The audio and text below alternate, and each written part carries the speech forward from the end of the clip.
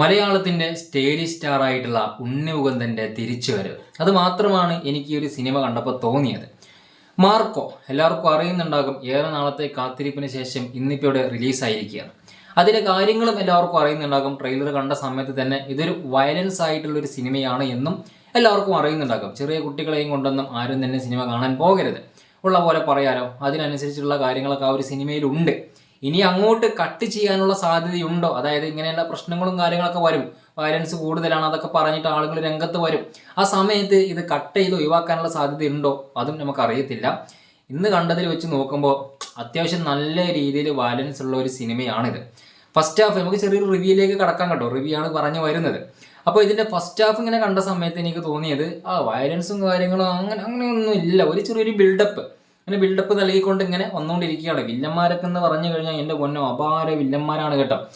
നമ്മുടെ ജഗദീഷ് ചേട്ടന് പുള്ളിക്കാരനെ സമ്മതിക്കണം. ഇത് വേറൊരു റോളായി പോയി പുള്ളിക്കാരൻ. മാർക്കോയിൽ കിട്ടിയിട്ടുള്ള ക്യാരക്ടർ, ജഗദീഷ് ചേട്ടൻ്റെ ക്യാരക്ടർ അടിപൊളി. പുള്ളിക്കാരത് നല്ല രീതിയിൽ ചെയ്തിട്ടുണ്ട്. ഒരു വെറൈറ്റി ആയിട്ടുള്ള ക്യാരക്ടറാണ് ജഗദീഷ് ചേട്ടൻ ഇതിൽ ചെയ്തിട്ടുള്ളത്. വളരെ നല്ല കാര്യം. എന്താ പറയുക, ഇനി അങ്ങോട്ട് ഇതുപോലെയുള്ള കാര്യങ്ങൾ പിടിച്ചു പോവുകയാണെങ്കിൽ ജഗദീഷ് ചേട്ടൻ തന്നെ ആയിരിക്കും ഇനി ആ ഒരു ക്യാരക്ടർ ഇങ്ങനെ മെയിൻറ്റെയിൻ ചെയ്യാൻ കഴിയുന്ന ഒരു വ്യക്തി. പുള്ളിക്കാരൻ നല്ല രീതിയിൽ അഭിനയിച്ചിട്ടുണ്ട്. നല്ല രീതിയിൽ പുള്ളിക്കാരൻ വെറൈറ്റി ആയിട്ടുള്ളൊരു കാര്യമാണ്. അത് നിങ്ങൾ സിനിമ കാണുമ്പോൾ നിങ്ങൾക്ക് മനസ്സിലാകും. കൂടുതൽ നമ്മൾക്ക് പറയാൻ പറ്റത്തില്ല. അതങ്ങനെയാണ്, ഞാൻ പറയാറുമില്ല കേട്ടോ. സിനിമയിൽ ഉള്ളടക്കങ്ങളും കാര്യങ്ങളൊന്നും പറയാറില്ല. പിന്നെ എല്ലാവർക്കും അറിയാം ഇത് വയലൻസ് ആയിട്ടുള്ള സിനിമയാണ്. നല്ല രീതിക്ക് സെക്കൻഡ് ഹാഫിൽ മുഴുവനായിട്ടും വയലൻസ് ഉള്ളൊരു സിനിമയാണിത്. നമുക്ക് തന്നെ കണ്ടുകൊണ്ടിരിക്കുമ്പോൾ എൻ്റെ പൊന്നോ എന്തോന്ന് ഇതെന്ന് തോന്നിപ്പോകും. കാരണം അമ്മാതിരി വയലൻസ് ആണ്. കില്ല് എന്ന് പറയുന്ന ഒരു സിനിമയ്ക്ക് ശേഷം ഇതുപോലൊരു വയലൻസ് ഉള്ളൊരു സിനിമ ഞാൻ കണ്ടിട്ടില്ല കേട്ടോ. കാരണം KGF ഒരു പടി താഴ്ത്തിയോ എന്ന് ഞാനിങ്ങനെ ആലോചിച്ചു പോയി. ഇനി ആരെങ്കിലും ട്രോളുമോ എന്ന് എനിക്ക് അറിയത്തില്ല. എന്നാലും ഞാൻ പറയുകയാണ്, എനിക്ക് കണ്ടപ്പോൾ തോന്നിയതാണ്. KGF വരെ താഴ്ത്തിയോ എന്ന് എനിക്ക് പേഴ്സണലി തോന്നിപ്പോയി. പിന്നെ നമ്മുടെ ഉണ്ണി മുകുന്ദന്റെ ഒരു തിരിച്ചുവരവ്, ഒരു അപാര തിരിച്ചുവരവ് തന്നെയാണ് ഈ ഒരു സിനിമ.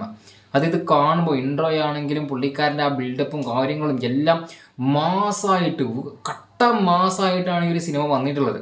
പുള്ളിക്കാരുടെ തിരിച്ചുവരവ് എന്ന് മാത്രമേ എനിക്ക് ഒരു സിനിമയിൽ പറയാൻ പറ്റത്തുള്ളൂ. കാരണം എനിക്ക് അങ്ങനെയാണ് തോന്നിയിട്ടുള്ളത്. കുറേയധികം വിമർശനങ്ങളും കാര്യങ്ങളൊക്കെ ഉണ്ടായിട്ടുണ്ട്.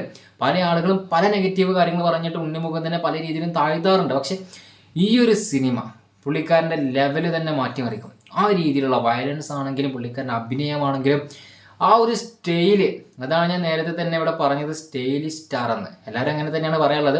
ആ ഒരു സ്റ്റൈൽ ഇതിൽ പുള്ളിക്കാരൻ കീപ്പ് ചെയ്തിട്ടുണ്ട്. ഈ ഒരു സിനിമ കാണുമ്പോൾ നിങ്ങൾക്കത് മനസ്സിലാകും. പിന്നെ പറയാനുള്ളത് വയലൻസിൻ്റെ കാര്യം. വയലൻസ് എന്ന് പറയുമ്പോൾ ഞാൻ പറഞ്ഞല്ലോ, ചിലപ്പോൾ നമ്മൾ കണ്ടുകൊണ്ടിരിക്കുമ്പോൾ നമുക്ക് തന്നെ ഇത് ഇത്ര കൂട്ടും വയലൻസ് വേണ്ടായിരുന്നു എന്ന് തോന്നിപ്പോകും. അതുകൊണ്ട് തന്നെ കുട്ടികളെ കൂട്ടിയിട്ടൊന്നും, അതുപോലെ തന്നെ ഫാമിലി, ചിലപ്പോൾ അവർക്കൊന്നും ഇത് കണ്ടുകൊണ്ടിരിക്കാൻ കഴിയത്തില്ല.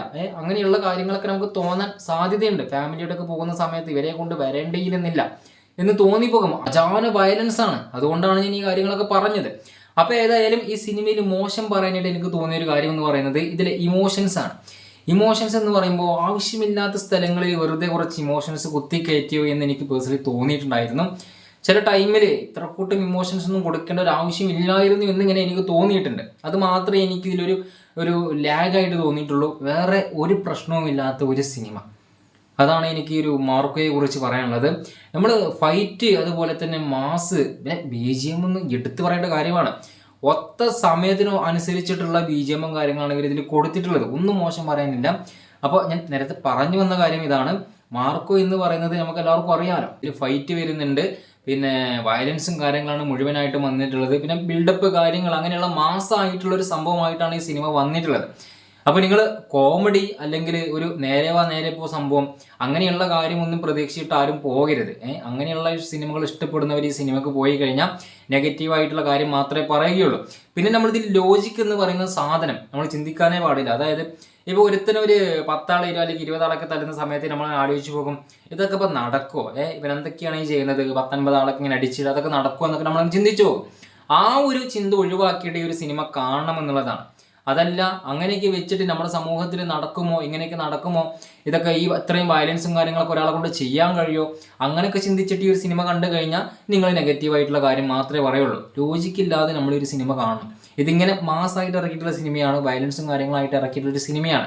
ഇപ്പം കില്ല് കണ്ട സമയത്ത് നമ്മൾ ലോജിക്ക് വെച്ച് ചിന്തിക്കുകയാണെന്നുണ്ടെങ്കിൽ നമുക്ക് പല കാര്യങ്ങളും അതിൽ നമുക്ക് കണക്റ്റ് ആവത്തില്ല. അങ്ങനെയാണത്. അതും ഈ ഒരു സിനിമയിലും അങ്ങനെ തന്നെയാണ്, മാർക്കോയിലും അങ്ങനെ തന്നെയാണ്.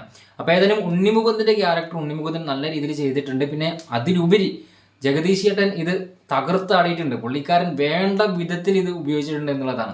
പിന്നെ സിദ്ദീഖും നല്ല രീതിയിൽ പെർഫോം ചെയ്തിട്ടുണ്ട്. പുള്ളിക്കാരൻ പിന്നെ എവിടെ വെച്ചാലും വേറെ ഒരു തരം നമുക്ക് ആ ഒരു പുള്ളിക്കാരൻ്റെ ഒരു നോട്ടം കിട്ടും. അതങ്ങനെയാണ്, പുള്ളിക്കാരന് പ്രത്യേകിച്ച് വേറെ എന്തോ ഉള്ള പോലെയാണ്.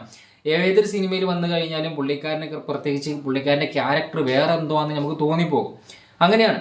അപ്പോൾ ഏതായാലും ഈ ഒരു സിനിമയെക്കുറിച്ച് ഇത്ര മാത്രമേ എനിക്ക് പറയാനുള്ളൂ. നിങ്ങൾ കണ്ടവരുണ്ടെങ്കിൽ തീർച്ചയായിട്ടും കമൻറ്റ് ചെയ്യുക എന്താണ് അഭിപ്രായം കാര്യങ്ങളൊക്കെ. അപ്പോൾ ഏതായാലും എല്ലാവരും തിയേറ്ററിൽ പോയിട്ട് തന്നെ കാണാനായിട്ട് ശ്രമിക്കുക. ഞാൻ നേരത്തെ പറഞ്ഞ പോലെ കുട്ടികളെ കൂടെ കൊണ്ടുപോകുന്നുണ്ടെങ്കിൽ ഒഴിവാക്കാനായിട്ട് ശ്രമിക്കുക. കാരണം നല്ല രീതിയിൽ വയലൻസ് ഇതിൽ അവർ കൂട്ടിച്ചേർത്തിട്ടുണ്ട്. ഏതായാലും കണ്ടവരുണ്ടെങ്കിൽ നിങ്ങളുടെ അഭിപ്രായം തീർച്ചയായിട്ടും കമൻറ്റായിട്ട് രേഖപ്പെടുത്തുക. ഒന്നും മോശം പറയാനില്ലാത്ത ഒരു സിനിമയായിട്ടാണ് എനിക്ക് പേഴ്സണലി തോന്നിയിട്ടുള്ളത്. നിങ്ങളുടെ അഭിപ്രായം കമൻറ്റായിട്ട് രേഖപ്പെടുത്തുക.